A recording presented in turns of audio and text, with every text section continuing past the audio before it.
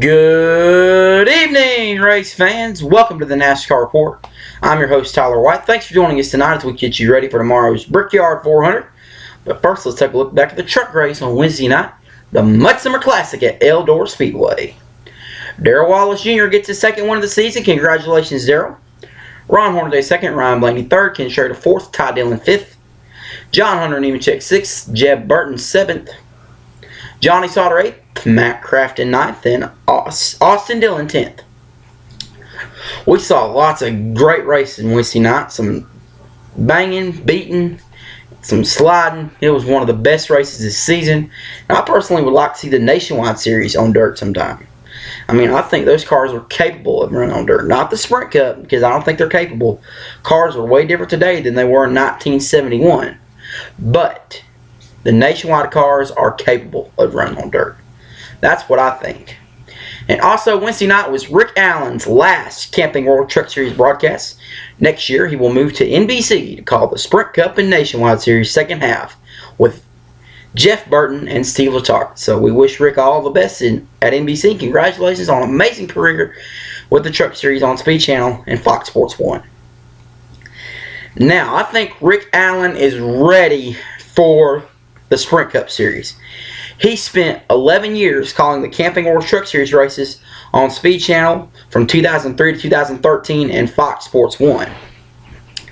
All those times he sat in the booth with Phil Parsons and Michael Waltrip. But I think he's ready to be a Sprint Cup announcer, and he has announced a few Nationwide races before.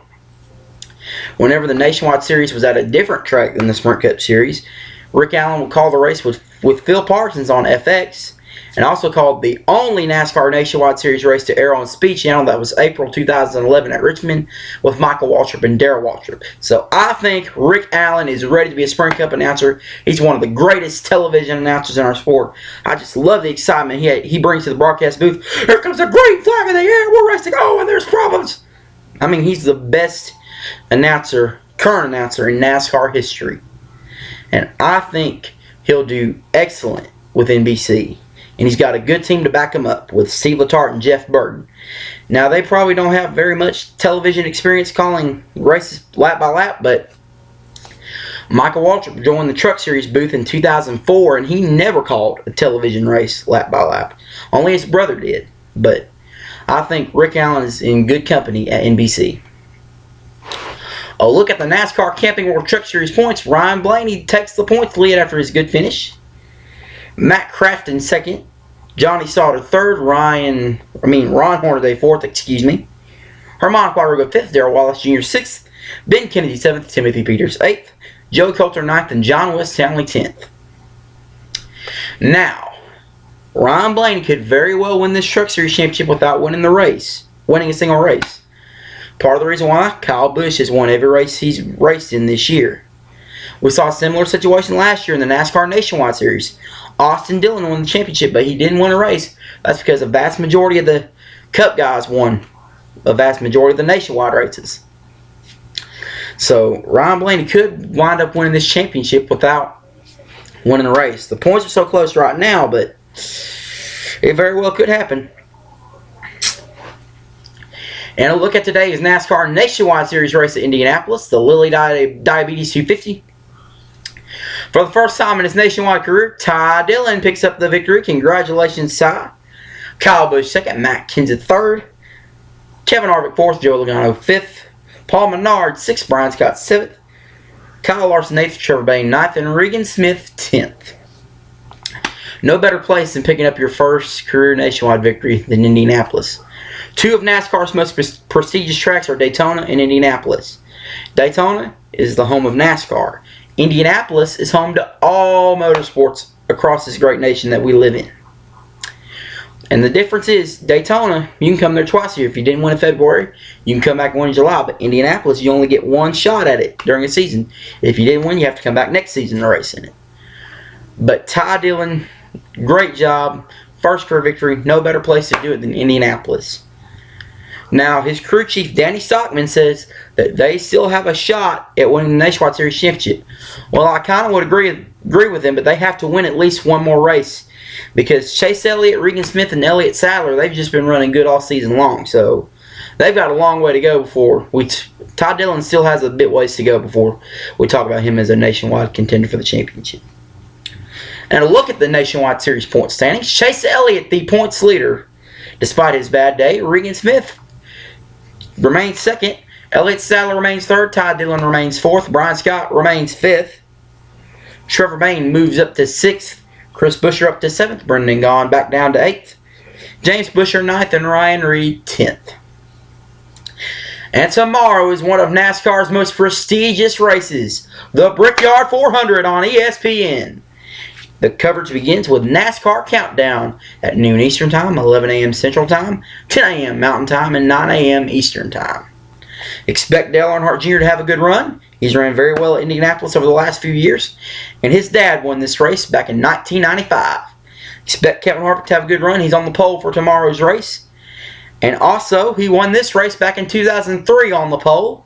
Expect Jeff Gordon to have a good run. He's a four-time winner of this race and won the very first race in 1994. And he's also a local hometown boy. He moved to Pittsburgh, Indiana from Vallejo, California when he was just a little kid to fulfill his dream. Jimmy Johnson, expect him to have a good run. He's also a four-time winner here at Indianapolis. And expect Tony Stewart to have a good run. He's a two-time winner at Indianapolis, and he's also a hometown boy. But unlike Jeff Gordon, Tony Stewart was born and raised in Indiana. Rushville, that is. It's just a few miles north of Indianapolis. Our most memorable moment, 1994. As Indianapolis Motor Speedway welcomed NASCAR racing for the first time in the Brickyard 400, Jim Nabors, who is famous for singing Back Home Again in Indiana before the Indy 500, and also the guy that played Gomer on the Andy Griffith Show, performed a stirring rendition of the national anthem. Mary Holman gave the command to start engines. Brett Bodine led the field to the green flag, but in the end it was Jeff Gordon who took the lead with 6 laps to go and fulfilled his dream of winning a race at Indianapolis Motor Speedway. Jeff Gordon took an extra victory lap to wipe away the tears he was crying. And he was also the first NASCAR driver to use the words, "I'm going to Disney World." Now, Jeff Gordon has a very good record at inaugural races. 3 out of the last 6 inaugural races was won by Jeff Gordon. 1994 Brickyard 400, 1997 at Auto Club Speedway, at the time was California Speedway, and 2001 at the Kansas Speedway. The only 3 he didn't win was Homestead 1999, Tony Stewart won that one. Chicago 2001, that was Kevin Harvick that won. And 2011 at Kentucky, Kyle Busch won. A look at the weather forecast for tomorrow's race, courtesy of Fox 59 in Indianapolis. And folks, does not look very good for tomorrow. 60% chance of rain, high of 86. And the sad thing is, Indianapolis Motor Speedway does not have lights, so they could not be able to run the race at night. They would have to move it to tomorrow, or Monday, I should say, excuse me. Lots of sunshine and a high of 76, a beautiful day on Monday. So let's just pray that God holds off the rain till after the race on Sunday. I think we're in for a good one. And I want to include one more thing. As you know, today in the nationwide race, we had an opera singer sing the national anthem. Now, I'm not saying anything against her, but NASCAR and opera, it's like selling hamburgers at Chick-fil-A. It does not mix. Traditionally, NASCAR invites country music singers to sing the national anthem, which, of course, NASCAR, a lot of NASCAR drivers have appeared in country music videos. A lot of NASCAR fans are country music fans. And a lot of the country music singers are NASCAR fans. So, and also some Christian singers as a part of NASCAR's on-track ministry, Motor Racing Outreach. Also, traditionally, we have marching bands perform the national anthem, which the fans enjoy to listen to. Me as well. A great tradition at Bristol, the children of the drivers and the pit crews perform the national anthem at the night race. That's also part in affiliation with Motor Racing Outreach. Another great tradition at Atlanta, Southern Gospel group Ernie Haas and Signature Sound perform the national anthem. Also a part of Motor Racing Outreach in affiliation. But there have been few singers outside that genre that have done very well. I mean, let's take a look at Sandra Lewis at the nationwide race at Daytona from The Voice. She was a frequent national anthem performer at Daytona. And then she auditioned for The Voice on Team Blake. She made it to the live shows, but she didn't win. Came back to sing the national anthem again at the Summer Nationwide Race at Daytona, which I was there. Let me just say, we all had chills. There were some tears in some of the fans' eyes because they were so proud to be an American. Their tears of patriotism. Even a few USA chants afterwards. She did very good, and she's an R&B singer. So if I was a promoter, I would invite either a country singer, a Christian singer, a marching band, or an R&B singer to sing the national anthem at a NASCAR race. That's my opinion. Alright, that's our show tonight. Thank you for joining us. I'm Tyler White. We'll be back here on Monday to recap the Brickyard 400. We'll show you the points. If there's any new developments, we'll let you know about them. And we'll talk about some broadcast errors made by some of NASCAR's finest television reporters this weekend. Until then, this is Tyler White reminding you, for you to do unto others as you would have them do to you. We'll see you next time on the NASCAR Reporter, everybody. Have a great night.